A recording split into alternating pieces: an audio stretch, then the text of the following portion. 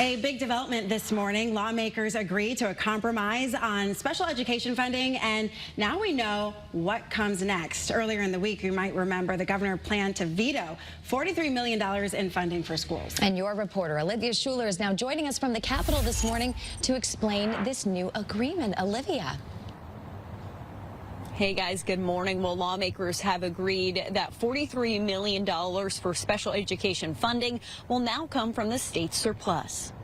The governor was out of the country when lawmakers voted on the funding and said the extra spending wasn't financially responsible.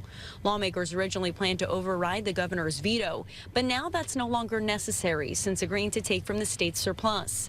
House Speaker Matt Ritter explains how lawmakers were able to come to a compromise. And I think when we had a chance to really just sit down and kind of understand each other, I think people realized it wasn't exactly perhaps what somebody else thought it was. Special education funding was also a top priority brought up by the Connecticut Education Association during yesterday's day of action. Now, Governor Lamont says he's happy that there was an agreement, but wants to make sure that they maintain financial discipline. Now, later today, that's when lawmakers are going to vote on that $43 million coming from the state surplus. Your reporter in Hartford, Olivia Schuler, Channel 3 Eyewitness News.